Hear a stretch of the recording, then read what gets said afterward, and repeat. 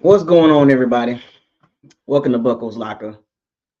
Subscribe to the channel, like the channel, share all the videos. You know the rest. Early bird get the worm. I am back. Hibernation mode complete. How's everybody doing? Sneaking up on y'all today with this video. Sneaking up on y'all today with this video. Styles, what's up, man? JR. Where have I been at? I've been busy, man. Been busy, man. Taking care of business. Life. I have a life outside of BucosLocker. I mean, come on, man. I can't be on here every day. It's off season too. Come on now. It's the off season. Zach, what's up, man? Bucks Life. Robert Anderson, Mr. Anderson. Where have you been at, Mr. Anderson? Answer that question. Where have you been at, Mr. Anderson? We're gonna have to have a conversation. Combination. Sound like Drake. Yeah, we up in this thing. We in this thing, you know what I'm saying? I ain't going nowhere. Sometimes you gotta take a break. Taking breaks is good, you know what I'm saying? Oh, who that for life? Oh, I see what y'all got going on over there. I see what y'all got going on over there. Y'all trying to restructure contracts and stuff. I don't know why y'all franchise like that, but that's not the topic of conversation. Y'all got a weird franchise. Y'all really do. But in you issue, payday, 39, fire the cannons, go Bucks. Yeah, man, you feel me? The Bucks trying to make some moves. In the background, they're trying to get the contract started. They took a little dead cap hit, like about $12 million for not re-signing, not giving Evans a contract extension, and Baker Mayfield. It's small though. I mean, it's like $12 million. It's been I think what has been prorated to what, the 2024 or 2025 salary cap. I've been keeping my nose in the Bucks business here and there. What's up, Molly Mall? Cowboys ain't making no moves, man. They trying to resign. You know what I'm saying? But what's going on, man? But yeah, interesting, right? I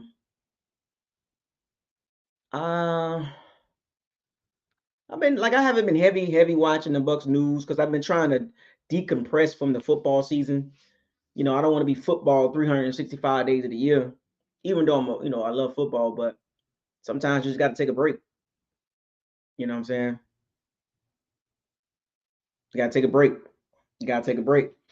But yeah, Baker Mayfield, Mike Evans, Winfield Jr. We're going to get into that conversation, but I want to check up on everybody to see how everybody's doing. Oh man, I just trying to say. But let's get this party started with let's get this locker room conversation started with what the Bucks are trying to do. Mike Greenberg, John Spivak, Jason Light. They are in talks with Baker Mayfield, Mike Evans. They're trying to get both of those guys back. Free agency starts at March 11th, March 12th, I believe. And it's interesting now that the salary cap went up, right? So I know a lot of folks is excited about that. But we'll get into that conversation as well. It'll all tie in together when it comes to the salary cap. There was a nice jump, a nice increase with the salary cap, but what happens, and this is simple mathematics, simple finances. When you make more money, you spend more money. And when we're talking about football, March 13th, okay, March 13th. So I was off a little bit. Told you I ain't really been checking up on football like that. But when it comes to NFL salary caps, as these salary caps been going up, or salary cap for all these teams that's been going up for the last decade, player contracts have gotten bigger, right? Supply and demand, right? The law of supply and demand. The demand, as the salary cap go up, the demand for bigger contracts increases, right? So when you look around the league, you look at the quarterback situation, right? Monster contracts, right? I think that's a bad idea for the league, giving one player that big a percentage of the team salary cap. Makes no sense. And what you see why teams are struggling to stay afloat, right? Or as teams are restructuring contracts, kicking the can down the road to try to stay competitive because of the quarterback contract eats up so much space. You literally have to rely on the draft, and you have to hit on the draft. And when you got so much money tied up into one player, you can't have that many mistakes. You can't miss on draft picks or draft classes. And as Bucks fans, we've been through this, with Jason Light missing on an entire draft class. That set the franchise back like 2-3 years. And it took him quite a bit along. It took him a few years to recover from that because you're chasing positions that you're trying to fill. That you should have been that should have been filled in 2016, 2017. Though the team should have been pretty much ready to win in 2018. But because of poor draft strategies and bad salary cap moves, the Bucks got put in a situation where, fast forward up until now, they're in a situation they're in now, or coming off of a situation where they were in with the dead cap hits with Tom Brady, you know what I'm saying, and things like that. And paying players that don't even play on the team. So drastic times calls for drastic measures, and Jason Light made the move. He made the decision to sign Gronkowski, Antonio Brown, and Tom Brady. Ryan Suckup, Leonard Fournette. Drastic times calls for drastic measures. He had to make those moves because of his mistakes in the past with players, draft classes, salary cap moves. Didn't make no sense. And to be honest with you, if he didn't make those moves and getting those 5 guys, and all of them were starters, by the way. And this is what I always say is when people say it was the same team from 2019 to 2020 that won the Super Bowl, that's a lie. It was never the same team. But it's a BS narrative that people ran with it because of the poor decisions by Jason Light. He had to literally get 5 new starters: quarterback, running back, second, third receiver, AB if you want to call number 1, whatever the case may be, a new kicker, and a new tight end, and a new quarterback. Now, can somebody please explain to me how is that the same team when you replace 5 starters? I'm not even counting the 2 rookie starters, Tristan Wirfs and Winfield Jr. We'll get to those 2 in a little bit down in this live stream. So when you make bad salary cap decisions and poor draft picks, this is what you got to do. And when you do stuff like that, it comes with consequences. It came with consequences. The celebration was there in 2020 with the situation that happened in 2020 with across the country. That season was so weird, and people don't want to admit it, but that season was weird. It was awkward, but the results were we got a Super Bowl out of that. But on the back end, high insight, when you look at it, it set the franchise back. But at what cost? It was a cost of a Super Bowl. And when you do that, you need to get those results. Right? So 2020, we got the Super Bowl. 2021, the peak Bucks. 2021 was the peak Bucks. And I don't even know if they're going to ever get back to that level at the position they're in now. But the peak Bucks was 2021 when they went 13-4. 13-4. That was the highest point that you have seen with the Bucks since the Bucks won the Super Bowl back in 2002. It's a long time. 18 years. It took the Bucs 18 years to get to that level. 2020 and 2021 were the back-to-back years. And a little bit of foreshadowing is the sacrifices that Jason Licht did to bring in 5 new starters, to draft 2 high-impact rookies. That's 7 starters that did not play in 2019. Now, Leonard Fournette, he took over the running back situation late in the season. He became playoff Lenny. Playoff Lenny, right? But that's 7 new starters that Jason Licht brought in that did not play in the 2019, did not play on the 2019 Bucs team. So when the media went with the BS narrative of it was the same team, they left out a lot of context. And I'm adding context to that to tie into the salary cap situation and the drafting situation. And how do you draft and how do you manage your salary cap? The moral of the story is you can't make mistakes. So when you make mistakes, you set the franchise back. Now, when the Bucs achieved the highest level of success, the Super Bowl in 2020, and then winning the NFC South in the South, SOUF South in 2021 with 13-4, nobody outside of a few people, even me, and I called this out. I said the Bucs are going to be in trouble long term, midterm, and long term because they're trying to win right now. You know, the top 5 roster and all that.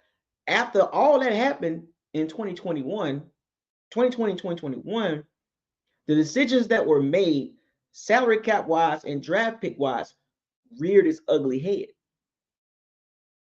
Fast forward to 2024, as I tie in the entire spectrum of this conversation, of this live stream, the Bucs are playing catch up now, salary cap wise, and they finally kind of got to a level where they're comfortable. But in 2022 and 2023, they had to eat some caps. They had to eat some dead cap. And they made some bad draft picks too that did not, or not gonna say, not all of them were bad, but none of them are high impact players like Tristan Wirfs and Winfield Jr. There are a few mediocre players like, okay, average at best. And there's a couple draft picks that was like, well, what is that? It's not producing what you're getting, that you should be getting. According to today's NFL, when you look at some of these draft picks in the 2nd, 3rd, 4th round, 5th round picks, those guys, a lot of guys got some guys producing. Unlike the Bucs, we got guys that are kind of just fiddling around. They're more of a jag than a high impact player. Average at best. Some, a couple picks that probably ain't going to be good in the 1st or 2nd round. So you get what I'm saying? So the Bucs for the last 2 years had to middle around and fumble around because of the decisions via draft pick and salary cap wise. But high insight, maybe the Bucs plan for this. Maybe there's maybe we'll eat a lot of the Brady hit in 2023. So in 2024, we'll be okay. Now, I'm not saying the Bucs are in a clean slate because the Russell Gage situation, the Ryan Jensen situation, and also the Mike Evans and Baker Mayfield dead cap hits that's been accelerated. Now they can add void years to it, but those are still dead cap hits. Those are dead cap hits regardless of what they do with Baker Mayfield's contract or Mike Evans' contract. That's like $12 million. And that's not even counting the Russell Gage situation. That's not even counting the Ryan Jensen situation. That's not even counting the Shaq Barrett situation. That's not even counting the Carlton Davis situation. That's not even counting the draft class of 2024. That's not even counting the free agency, which starts on March 19th. Shout out to Molly Mall. That's not even counting that. So the Bucs are not in the clear when it comes to salary cap situation. This is why when people jumped up and down about the salary cap raise, I think it was like $32 million. Matter of fact, I'll look it up real quick myself. There was a salary cap jump, right? The salary cap went up. And I've seen a lot of people talk about it.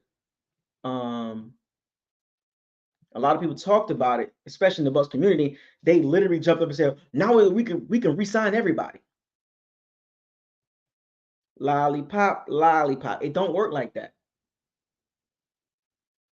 Do y'all understand how money works when it comes to the NFL? Like just money in general. When you got to pay employees, when you make more money, you got to pay more money. That's how it works. So I know a lot of people, even me, I was like, you don't give Mike Evans that money. You don't give him $25 to $28 million a year. You just can't do that at soon to be 31. You can't do that. It doesn't make any sense franchise-wise. Now that the salary cap has increased to $255 million, up $30 million. Now the question remains, now the question at hand is, or up front is, do you pay Mike Evans 25, 26, 27, $28 million at soon to be 31 years old? Do you do that? And on top of that, you pay Baker Mayfield $36 million. That's his franchise tag. I don't think they're going to franchise tag him. But do you pay him too? Do you pay him $35 million and Mike Evans $27, $28 million? If you do those two moves, that's your entire free money that you think you have. And you got to leave room for the draft class.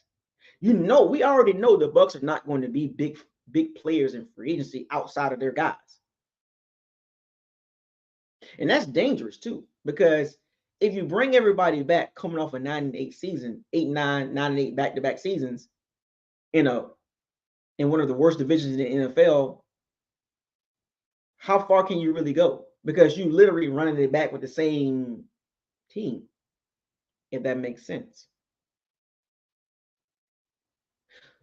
The definition of insanity: you keep doing the same thing expecting different results, but you're not getting it.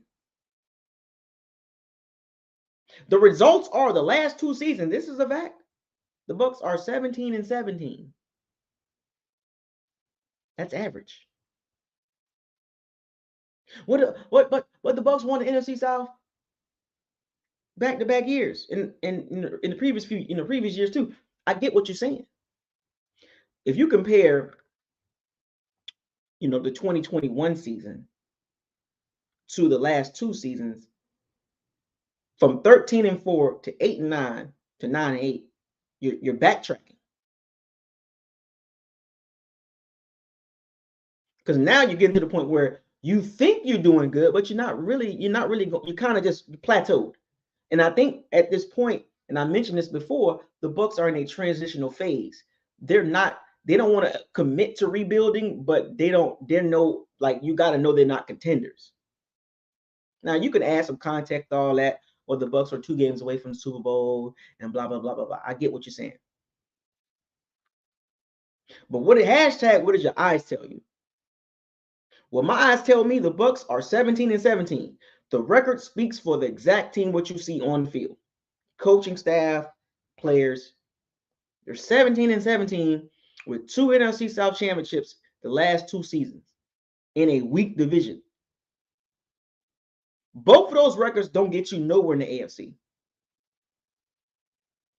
That shows you where the reality of the situation where the Bucs are really at. And you can add whipped cream and cherries on top and put sprinkles around it and all that, but they just an average team. And it's just the facts. It's not hating. In order for the Bucs to make a bigger jump, there needs to be a bigger change. If that makes sense.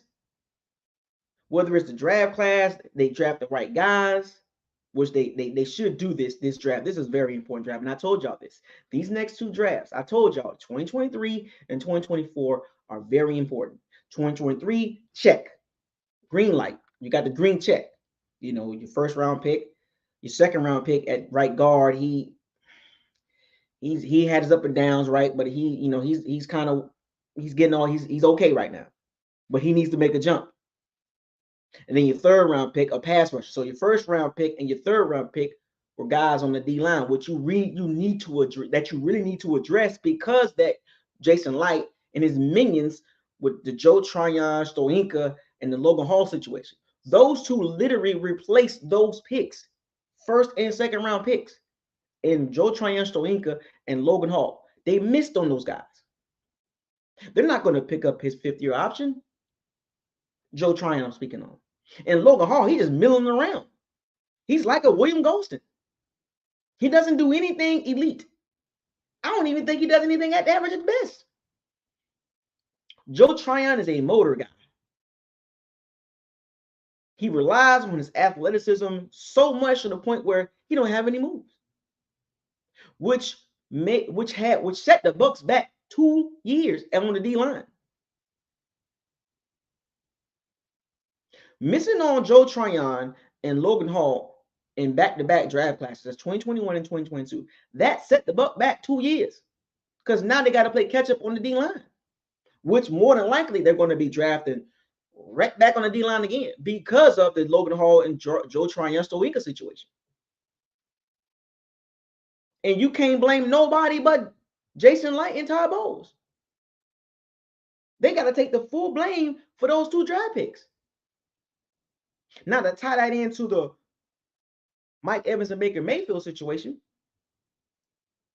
and the Winfield Jr. situation, now the Bucs are in a situation where it's like, when you look at the reality of the situation, you got to ask yourself this question. What would you do in this situation? In the fantasy GM multiverse, what would you do with the Baker Mayfield and Mike Evans situation? Would you give Mike Evans $26, $27 million a year? Because of the salary cap increase, $30 million? Do you give Baker Mayfield $35, $36, $37, $38 million a year? Do you cut Shaq Barrett? Do you cut Carl Davis or trade him? Do you release Russell Gage? Do you add 4 years to Ryan Jensen's contract that's left over? What would you do? The Bucs are in a really tricky situation because there's no clear-cut path, is what I'm saying when it comes to this, the re-signing Baker Mayfield and Mike Evans. Where's the clear direction on we do these 2 moves that's going to put us at, the contender level?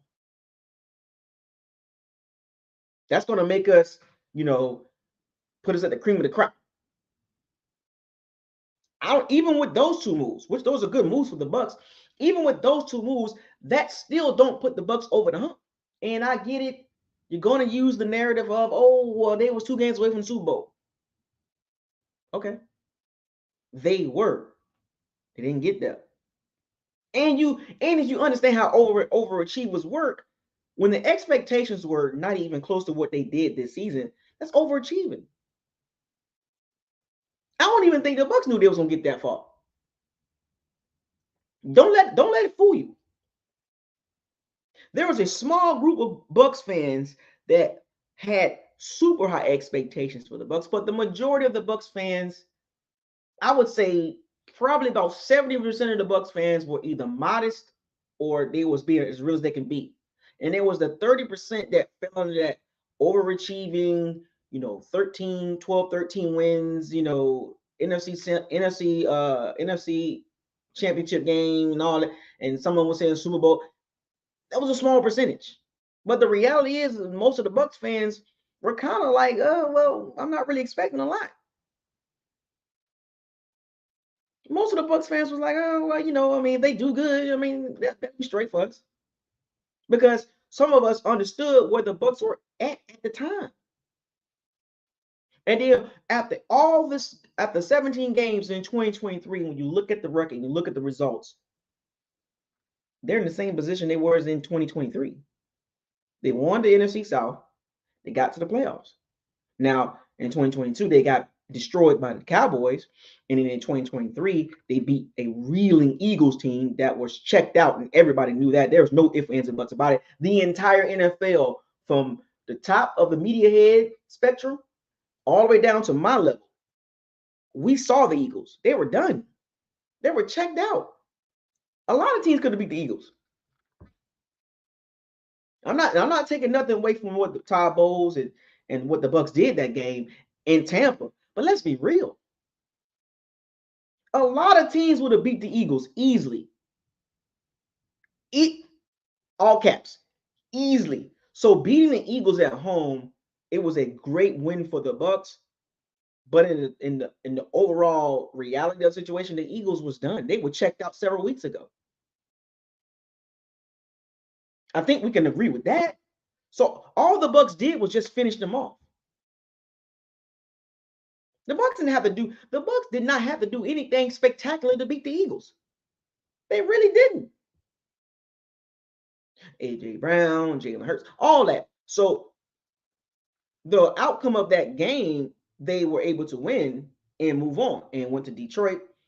And I went with the Bucs to beat Detroit because I was playing with house money, because I knew no matter what the situation was of the outcome of that game against the Lions in Detroit, I'm satisfied with the season. I was not tripping. If the Bucs would have beat the Lions in Detroit, I'd be like, well, hot diggity dog, right? But they didn't, and the outcome of that game was pretty much most of what America expected. Most of America expected Detroit to win that game, which they did. I don't want to hear the woulda, coulda, shouldas, because if you do the woulda, shoulda, couldas, then we got to do that for everybody. We can't play woulda, shoulda. We can't play the woulda, shoulda, coulda, coulda game only for the Bucs. And I've seen some Bucs fans do that. Okay, so you can't do that. So the outcome of that game, the outcome of the playoffs, kind of determined what the Bucs are doing now. Because in retrospect, nobody expected that. Baker Mayfield had a career year, 4,044 yards, 28 touchdowns, 10 interceptions. Yeah, I can add a lot of context to that, but shout out to Baker Mayfield for having his first 4,000-yard season. I mean, that's like getting 1,000 yards as a running back. When you just hit 4,000 yards, it's literally 1,000 yards. And 1,000 yards in 17 games is not really jumping up. You need to be jumping up and down for. The new 1,000, and let's be real, in today's NFL, the new benchmarks for quarterback, running back, receiver when it comes to yardage, and this is my take on this. When you reach that 4,500 yards, when you reach that 1,300 yards as a receiver or a running back, that's kind of the benchmark now, because screaming for 1,000 yards in 17 games as a receiver or a running back is not a lot. It's not nothing to be beating your chest for. And to throw for 4,000 yards in 17 games is not nothing to really beat your chest for. What you want to see those guys do in those positions is reach that 1,200, 1,300 yard, 1,400 yard mark as a running back or receiver. Or you want to see that quarterback reach that 44, 4,500, 4,600, 4,700 yard range, because that can kind of give you an idea of that's upper echelon production. And I'm going to say this again. You pay for production. This is why I was wondering, how would the Bucs make or structure Baker Mayfield's contract? And we about to get into this numbers game. And I'll give you my take on it, right? And my take on it is based on Baker Mayfield's career. I'm not basing it on his career year. I'm basing it on his career, which displays too many inconsistencies. And when you pay a quarterback a ton of money, you pay him for elite play. He has more inconsistencies down slopes than upward slopes. And he had a stacked team in Cleveland. Top 5 O-line, top 3 running game, really good defense, nice set of tight ends, and decent receivers. And you can't do what the Giants did with Baker Mayfield. The Giants you can't, Daniel Jones, I'm sorry. You can't do what the Giants did to Daniel Jones. The Giants were hoping that Daniel Jones is going to make the jump to this elite echelon of quarterbacks. Daniel Jones will never be elite. But they gave him $40 million. And I've seen some Bucs fans say, well, Giants gave Daniel Jones $40 million. So that doesn't mean the Bucs should give Baker Mayfield $40 million. It don't work like that. And Daniel Jones is younger than Baker Mayfield. He's not good, but Baker Mayfield, don't get wrong, he's better than Daniel Jones. But that doesn't mean the Bucs need to give him $40 million because he's better than Daniel Jones. That's not how the way the Bucs are set up. They shouldn't give nobody a ton of money outside of Winfield Jr. and Tristan Wirfs. If you had to give me the team, I wouldn't give anybody huge contracts outside of Winfield Jr. and Tristan Wirfs.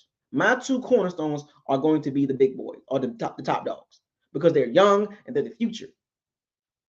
And they are elite players at their position. Baker Mayfield's not elite at his position.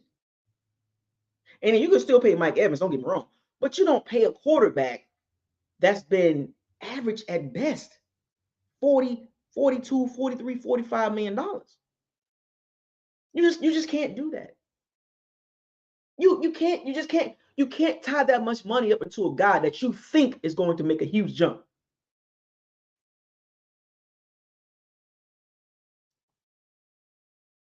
So my take on the Baker Mayfield situation as far as his contract, in my opinion, in my outlook, and what the Bucs should do, and how I think, is I'm paying Baker Mayfield based on his career. I'm not paying him based on 4,044 yards and 28 touchdowns and 10 interceptions in a down year for quarterbacks in a passing league. I'm not doing that.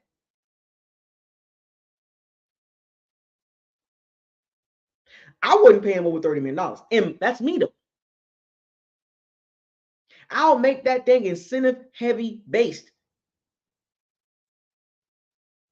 If you tie your franchise down to Baker Mayfield, do not be upset with the results, the possible results that can happen. You can't literally sit here and tell yourself, after watching Baker Mayfield for his entire career, and say, we're going to dump this money into this guy. He's going to take us. Seriously? That's your thought process of your thought process of Baker Mayfield right now after a career year, his first 4,000-yard season in a passing league. You can't do that. He's not been a high productive quarterback. And for him to be highly productive, he needs a top O-line and a top running game. The numbers that you see is probably what you're going to get out of Baker Mayfield. The numbers don't lie. Resign Baker Mayfield. Go ahead. I have no problem with that. What I have a problem with is trying to load him up with a ton of money. And he has not been that productive. Scoring wise, yardage wise, whatever metric you want to use. His metrics, some of his metrics is average at best. And then he got some metrics that are below average. So how do you pay a quarterback? How do you justify the market value of Baker Mayfield when the results of his play on the field outside of this season has not been great? So you mean to tell me you're going to base a guy who has not displayed elite level quarterback play through his career, and you're going to pay him off of one season? You're not idiotic that sounds. I'm just trying to get y'all to understand the reality of how you should be thinking when it comes to the Bucs. You better pray that the Bucs don't pay him a ton of money like that. You pay for what he is right now. Average at best. When you measure him against the elite quarterbacks, he don't even compare to those guys. Physically, athleticism wise, arm talent, playmaking ability, yeah, he's scrappy and all that, but you don't pay a scrappy guy $42 million. You just can't do that. Because if you do that, you're going to hurt the situation with Mike Evans. Because now you're going to have two guys. You're going to have a receiver that's going to be 31 years old, and you have a quarterback who has been average at best, a ton of money tied up into both positions.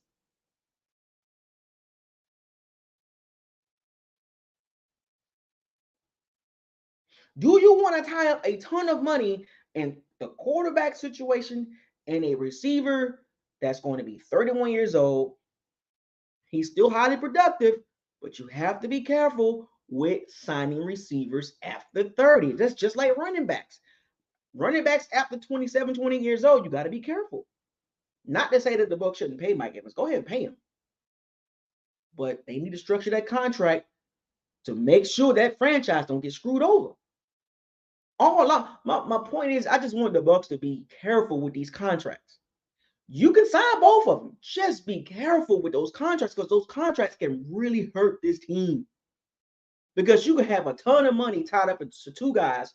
One of them has been average at best throughout his career, Average, all caps, average at best.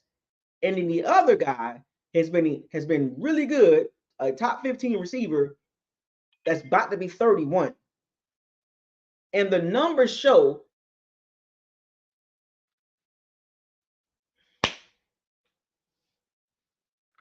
and Mike Evans deserves to get his check. He deserved to get his last check.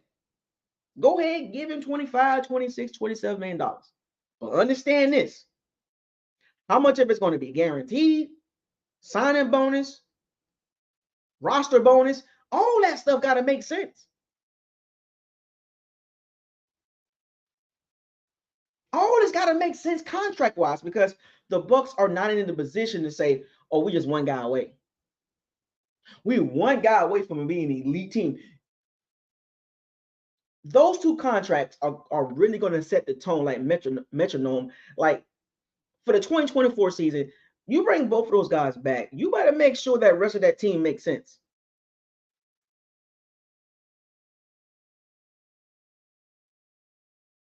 Because do you invest in right now or do you invest in the future? Now, y'all know me, I'm a forward thinker. Just like I said in 2021, in 2020, that was a 2-year, maybe 3-year at best run. I was right. I'm gonna do this again with the Bucs. I'm gonna do the exact same prediction as I did in 2020. When the Bucs signed those 5 new starters, I like to harp on that because I'm trying to get that narrative cleared up. 5 new starters, 5 guys that did not play in 2019. Starters. Each one of those guys were upgrades of the previous starter.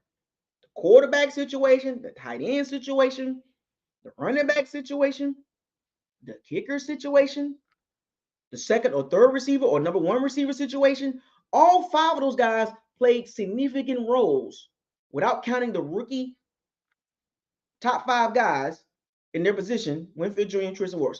All 5 of those guys scored in the Super Bowl. Nobody from the previous Buck team scored in the Super Bowl. But hey, it was the same team. They was just a quarterback away. Well, folks, I had to tell you this, that was a lie. It was a lie. They were a tackle away, they were a safety away, they were a quarterback away, they were another receiver away, they were another kicker away, another running back away, another tight end away. 7 guys, 7 stars. I just like going on tangents because I hate narratives. But let's get back to the cooking. Let's get back to the cooking, right? So the Bucs situation, and I predicted this for the Bucs situation in 2020, that this is a 2-year, 3-year at best run, and it was a 2-year run, right? 2020, 2021, then 2022 dropped off. So here I am again with the Bucs moving forward. I'm going to make another prediction here. And this is just observation of how the team is structured right now. And I'll give myself an out or a caveat behind this, right? So here's my prediction. And I'm going to count last season, which is 2023. So counting last season and the Bucs this season. If these contracts between Baker Mayfield and Mike Evans don't make sense, the Bucs are going to be screwed. And I'm going to repeat this. They're going to be screwed for the next 2 years if they don't make this right. Resign both of those guys. But here's the caveat. If both of those contracts are ridiculous, they're going to set their franchise back 2 years. You're going to set your franchise back 2 years because in 2 years from now, Mike Evans is going to be 33. Baker Mayfield going to be 30, 31, and it's kind of middling around. And now you got all this money tied up into Baker Mayfield that he's really not doing anything. And you can't justify that. Now you got to restructure. And you're going to have to keep hoping that he's going to be something. You're going to have to keep building around him, hoping that he's going to become this guy that you hope he should be. You don't want that to happen. That's my predicament with the Bucs salary cap situation. I'm not talking about roster. I'm talking about salary cap. Just with those 2 contracts. I'm not counting the Russell Gage, the Ryan Jansen, the Carlton Davis, the Shaq Barrett, Lavonte Davis. I'm not even counting those 5 contracts. I'm counting the 2 contracts that everybody jumping up and down, stomping their feet on. Sign those guys. Go ahead. But don't screw the franchise over. You can't do that, Jason Light. Because you were 1 season away from being fired as a GM. You done bought yourself some time. You and Todd Bowles. I'm not going to say it's borrowed time, but you 1 effed up season away from saying, okay, reboot. Y'all can tap dance all you want around the contract situation, but I'm telling you, I'm trying to tell you, because the teams that's behind the Bucks, they getting better too. The objective is for the Bucks is to keep getting better, to keep improving, salary cap wise and roster wise. You cannot set your franchise back 2 or 3 years with stupid contracts, and we've seen this happen before with the Bucks. So, what are you doing? We just got out of some bad contracts, and you still got a couple on the roster. And if you get rid of those guys, Carlton Davis and Shaq Barrett, those are dead cap hits.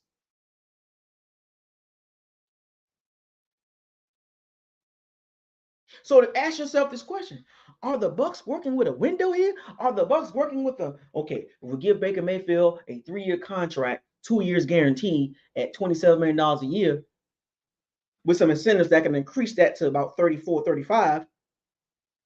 Is that telling you that they're trying to win now? If they give Mike Evans $27 million a year, a 2-year, basically $54 million a year contract with a 3rd-year option at $27 million a year, and give him $50 million guaranteed for the first 2 years, that's basically $25 million. And then some incentives, about $4 to $8 million in incentives to make him happy. What does that tell you, folks? What does that tell you? Oh, let me guess. So are the Bucks all in like they were in 2020? Are they doing this with Baker Mayfield and Mike? Are they all in with those two? And we go all in. We going to the Super Bowl with those. I'll tell you this much: you don't go all in with Baker Mayfield, saying, "Oh, we just Baker Mayfield the way to go for Super Bowl." It don't work like that. That is not this type of team. It is not set up like that.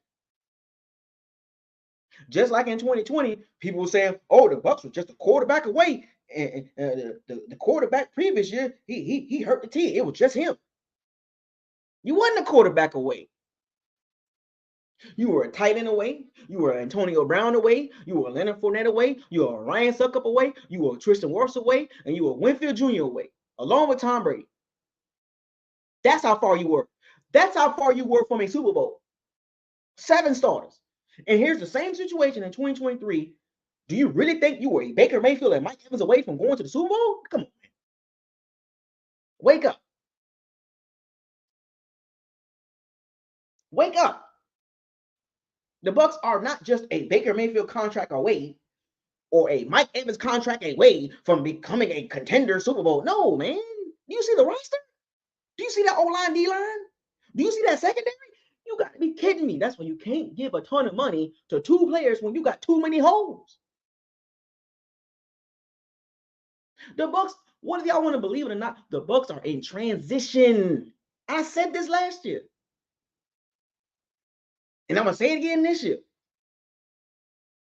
Nothing has changed to the point where I can sit up here and say, and tell y'all and say, oh, the Bucks, they're contenders. What? I'll be lying to y'all if I was to tell y'all that. They got too many holes. And you can't even get mad at me. The tape don't lie. Running game is crap. 31st in the NFL. They can't run block. You can't run block. How you gonna get mad at me and they can't run block? So when people jumping around and screaming the salary cap is up, what are they gonna do with the money? Did you ask yourself that question? You're so worried about the number going from 200 and $30 million to $255 million. And now you're jumping up and saying, re-sign everybody. And then what? Be back in the 8-9 situation again? In order for the Bucs to make the jump that you want them to make, they have to do something to the roster. The current setup with the roster, it's a average at best roster. It's not a contending roster. That's the point I'm making with these contracts and this roster. Offensively and defensively, specifically in the trenches, they're not going anywhere, but they're plateaued already. They got to make a change here. And they started in 2023 with the Clancy situation, the Yaya Diaby situation, the Cody Mochi up and down. I hope he don't turn to be this weird guy. I don't know. The Luke Gedeke, he's in his slight improvement. Still can't run block, but you get what I'm saying? They still got too many question marks and too many holes to pound your chest as a Bucs fan and convince these other fan bases that, oh, we really like that.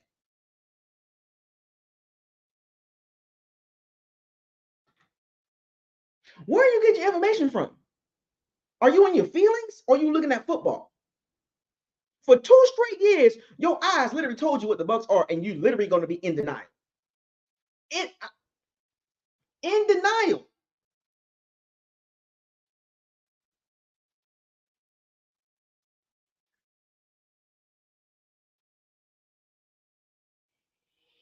I see about 6 or 7 areas where the Bucs got to improve in and to be even just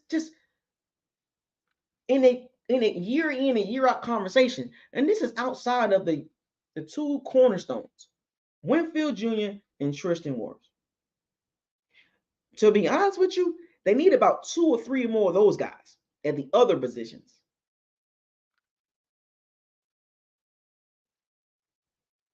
They need 2 or 3 more Tristan Wirfs, Winfield Jr. guys on the team at other position areas. They need to get a top corner. They got the left tackle, they got the safety, but you need a top corner. Your interior, you need another guy there. You need a top pass rusher. You don't have that. At this current state, your only 2 guys that's literally worth a damn moving forward is Winfield Jr. and Tristan Wirfs. And it's nothing against Mike Evans. I'm talking about moving forward. Mike Evans is not a part of the picture when I say picture. Those guys are under 25. Mike Evans is about to be 31. I'm talking about Mike Evans made his name. He's a Hall of Famer. I'm not even talking about him. I'm talking about moving forward with the franchise. You only got 2 guys that right now that you can be like, yep. Because they came in the league at the top of their position or near the top of their position. They came in the league like that. Let that sink in for a second. Those 2 guys, Winfield Jr. and Tristan Wirfs, came into the league as rookies, as top 10 players at their position. The Bucs need about 3 more of those guys at corner, pass rush, and probably a young receiver or quarterback. Until then, you can't sit up and tell me, well, you can. I'll listen. I'm not going to hate, but I ain't going to roll with it. There's not one Bucs fan that can convince me that the Bucs are good to go. They're green light. We're on our way. No, you're not. You can't be on your way with the 31st run offense. How hurts Baker Mayfield?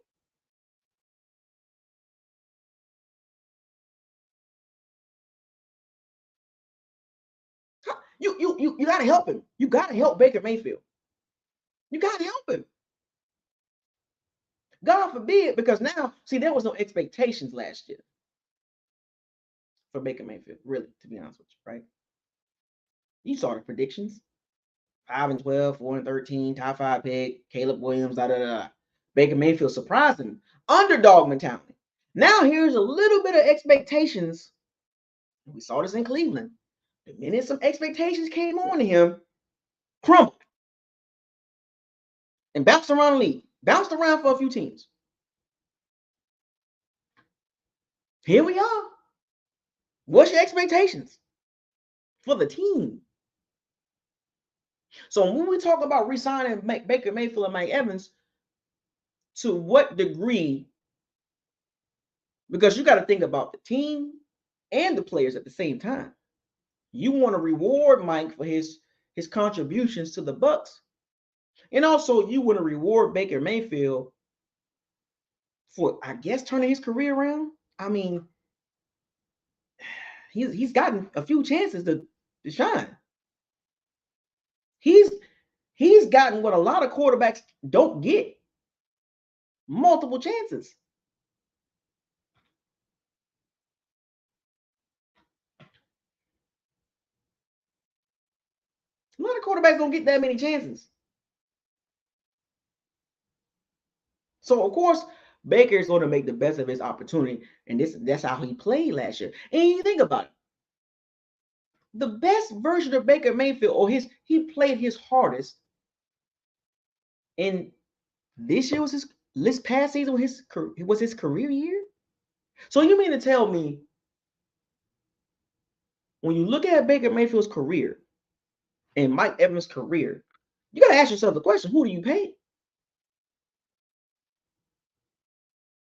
Because I'm gonna say this, I'm gonna always stand by this. The number one priority, how this Bucs team is set up, is Tristan Wirfs and Winfield Jr. Everybody else, fall in line. And you can play the chess game and stack them how you want to stack. Outside of those two, fall in line. Outside of the guys under rookie contract, right? The 2023 draft class, the 2024 draft class. I'm talking about the guys that veterans, guys that's up for contract. My priority is those two guys. But then guess what? You got to think about it. You got to pay those two guys. As I transition to Winfield Jr., franchise tag in Winfield Jr. is $17 million. And you got to eat that in one season. So once again, you're jumping around, beating your chest about, oh, the Bucs got a lot of money. Okay, go ahead and franchise Winfield Jr. $17 million. Did you forget he was under a 4-year contract because he was a second-round pick? There is no fifth-year option for him. You either got to franchise him or you got to sign to an extension. There is no fifth-year option to offset. We're going to wait. Because the Bucs going to pick up Tristan Wirfs' fifth-year option. They're going to pick that up. Going to give themselves 2 years before they get to his contract. And the longer you wait with Tristan Wirfs, the more money it's going to cost.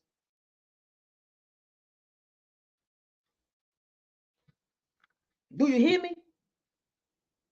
The longer you wait with Tristan Wirfs, the more money it's going to cost. He's young too. Very talented. Needs to run block better, but come on, man.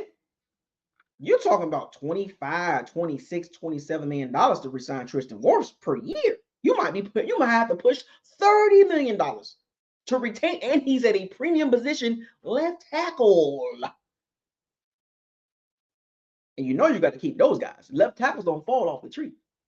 Did you forget what Chaz McBoseman used to do with scripts? Google it. I literally shoot movies, sick. Bars. Winfield Jr. contract, franchise-wise, $17 million, which puts him at the top 5 earners at safety. And whether you sign him to a deal or whether your franchise happens, you still got to pay him top 5 money. How do you want it, Jason Light? How does it feel when you got to pay Tristan Wirfs and Winfield Jr.? Do you want to do that at the same time? Eat up a ton of your cap? Or do you want to do one this year and then one 2 years from now?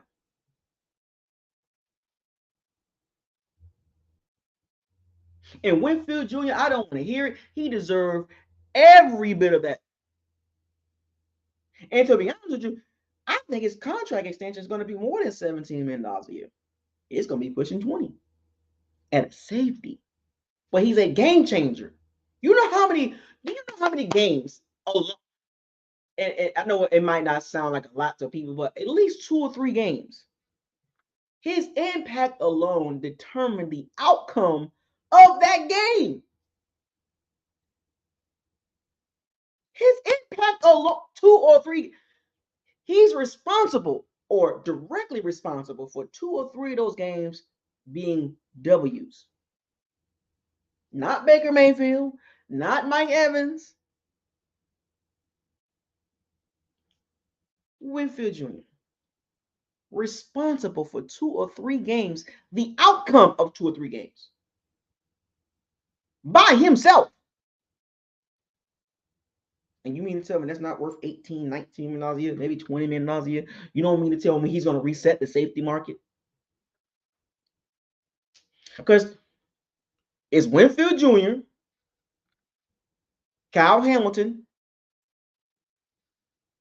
Justin Simmons, Jesse Bates. Those 4 safeties right there, off the chain.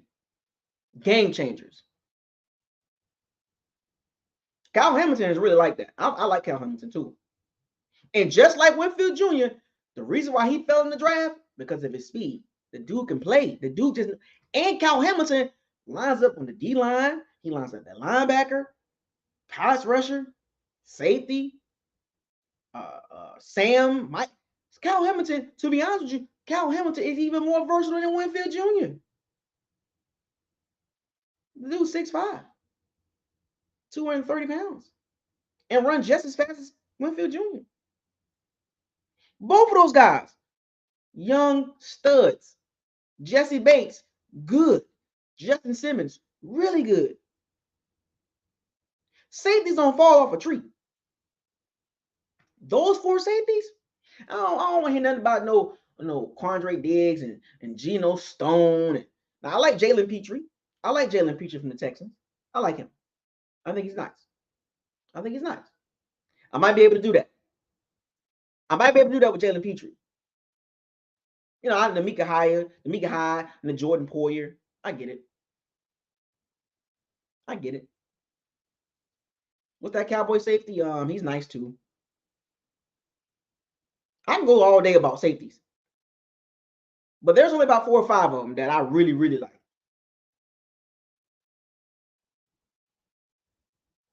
And Winfield Jr. is one of them. I'm just giving y'all my football range here. I'm not just about Bucks, but I do watch other positions and other teams and other players. But my point is the Winfield Jr. Situation, the Mike Evans and the Baker Mayfield situation. Those 3 situations alone will be figured out this offseason. Do you hear me? And also, the effects of these 3 outcomes of these contracts will determine what the Bucks can do in the offseason when free agency starts. Because when free agency starts, guess what? You got to take care of Baker Mayfield, Mike Evans, and Winfield Jr. Now, Winfield Jr., you got some money. You have to get him, I think it's by June something. You put him under the franchise tag to give yourself some time to work out an extension. Now, if you don't do it, you go into the season paying him $17 million. I hope the Bucks can give him an extension before the franchise tag deadline is up. And then, of course, they will sign Baker Mayfield and Mike Evans, but, to what degree? And also, with the cap going up, other teams that need a receiver can grab Mike Evans too. Kansas City Chiefs, New York Jets, Panthers. There's a few teams out there. T. Higgins got franchise tag. Because of the money that has been put out there by the increase in salary cap, the Bengals franchise tag T. Higgins, and they got to pay Jamar Chase. Right? So, yeah, the Bucks can sign Mike Evans, but other teams going to be like, yo, Texans, you don't think these teams going to throw Mike Evans the bag if the Bucks don't get this done? Oh, Mike Evans, you want $28 million? You can come play with CJ Stroud in Texas, in Houston. Oh, you want to go play with Patrick Mahomes, Mike? You want to play with Patrick Mahomes? We'll give you $27 million. Dave Canales, yo, Mike Evans, what's up? You had a really good year in my office, man. You come over to Carolina Panthers, we'll give you $30 million. The New York Jets, yo, you want to play with Aaron Rodgers? The Bucs better get on this, man. Do not let Mike Evans get away, because there will be other teams willing to pay Mike Evans and throw that bag to him. Throw it in the bag. Don't get mad at me. I'm just giving y'all what I see. I'm just giving y'all what I see. So at the end of the day, hopefully they can resign both of those guys, but make sure the contracts make sense. We know Winfield Jr. ain't going nowhere. But Mike Evans and Baker Mayfield are the first dominoes to fall. Who do they sign first? That's the question. Ask yourself that question, moving forward. And you got a few weeks, you got about 3 weeks, 2.5 weeks to kind of like think about this. And I'll drop a couple of videos before free agency starts. And what can the Bucs do outside of their own guys? Xavier Howard got released, or he's been notified that he will get released, saving the Dolphins $18 million. Can the Bucs bring on Xavier Howard? You know what I'm saying? He's a ball hog. He can get interceptions, unlike Carlton Davis and Jamel Dean. And that, like I said, there's a couple of guys going into the draft. I'm gonna give y'all a name. Y'all know about me with this D-line situation. Darius Robinson from Missouri. I want y'all to go look at his tape. He can play up and down that D-line. Darius Robinson from Missouri. I like him. I really do. Just like I like Travis Jones and Carl Brooks. The guys that the Bucs probably should have drafted on D-line, but they didn't. Darius Robinson is another one. Hello? D-line. And then that center from Oregon, or that guard from Duke, Barton and Powers. Do you trade up and get you? I don't know. Do you trade back ammo? I don't know. That remains to be seen, and we'll dive into those conversations as we get close to the draft and free agency. Shout out to all the Powder Sea Bandits. Thank y'all for joining this live stream. We had 1 hour and 3 minutes, right on cue. I got things to do on this beautiful day outside in New Orleans. It is sunny and 70-something degrees. I'm going outside to work on my truck. Don't bother me. Stop playing. I am playing. I'm just playing. But I'm going to work on my truck. I got to go to Walmart. I got to take care of a couple things. So I'm going to be busy and I got to study. I got school. So school will be over at some point in April 19th, I believe. So with that being said, thank y'all for joining this early live stream locker room discussion. Had to catch y'all early because if I would have started doing my little stuff today, I wouldn't have done this video. I said, let me get a hold of my friends. Let me get a hold of my Powers and Sea Bandits. Let me see how they doing. Hopefully everybody's doing well. Hope your family's doing well. Your kids, your grandma, your granddad, your mom, dad. You know what I'm saying? Hopefully everybody's doing well in your family, staying safe, taking care of your finances, taking care of your health. Fire those cannons. Seize the day. Raise the flag. Hashtag pay Mike. Shake and bake.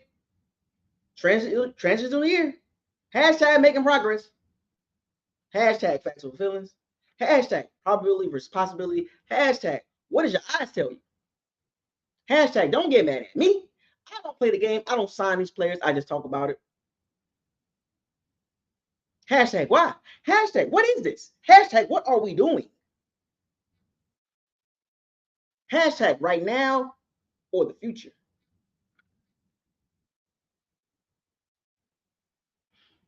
I'll see y'all another time, another video, and another locker room discussion. BucosLocker signing out. And don't forget to subscribe and like and comment and share this video. And don't forget to hit the notification bell icon. I'm out.